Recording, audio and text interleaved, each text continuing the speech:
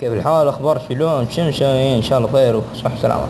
باك بعد الاختبارات، باك بعد الكرف، وباك في الاجازة. وطبعا انا اخر سنة لي في الثانوية وخلصتها، وان شاء الله اتمنى لي يعني ولكل زملائي مستقبل باهر مليء بالنجاحات. اليوم معي لكم شرح عن طريقة زيادة المتابعين عندك في انستغرام. هذول المتابعيني أنا حاليا، وراح أوريكم الطريقة. أول شيء تحملوا هذا البرنامج اللي اسمه أبتويد، تحملوه من هنا من المتصفح، تكتبوا بس في البحث أبتويد، تبحث عنه تلقون هذا هو. انستال أبتويد من هنا. أنا عني محمل البرنامج، افتحه، ابحث فيه، اكتب GET او يعني بمعنى get followers FOLLOWERS، بحث.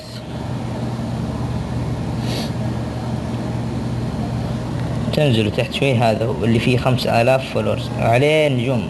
ركزوا اللي فيه نجوم. اي برنامج ما فيه نجوم لا تحملوه، انه ممكن يكون برنامج فيه فيروسات. تحملوا من هنا، تكون عندكم اسمها انستال. بعد ما تحملوه تثبتوا طبعا البرنامج. هذا هو البرنامج. طريقة سهلة، بس يبغالك تسوي لك حساب ثاني في انستغرام.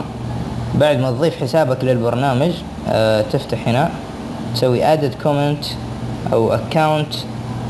انا اسف، عفوا عن الغلطات، انما مرجت الاختبار اليوم وكذا.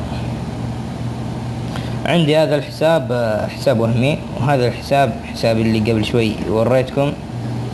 المهم عندكم هنا نقاط. اول ما تحمل البرنامج يكون فيه 30 نقطة، انتوا ما عليكم الا تتابعوا الناس بالحساب الوهمي. من هنا تتابعون حتى توصلون 50 او 100 او اللي يسمح لك في اليوم او في الساعة، في كل ساعة او كذا. اظن يسمح لك ب50. بعد ما تتابع، عفوا الشبكة زي الزفت،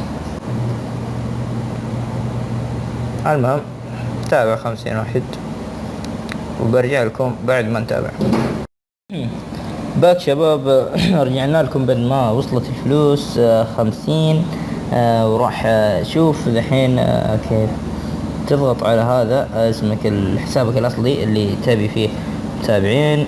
تروح هنا تضغط على هذه 50. أنا أفضل حتى لو جمعت أكثر من 100 200 زكاة تضغط على 50، لأنها تجيب متابعين كويس، عددهم كويس زيادة على العدد اللي مكتوب. الحين نرجع نشوف حسابنا في انستغرام.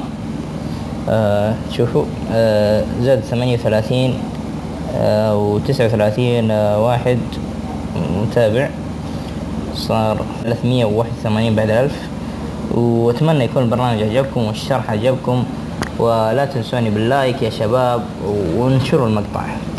رجاء انكم تنشروا المقطع، ويلا سلام.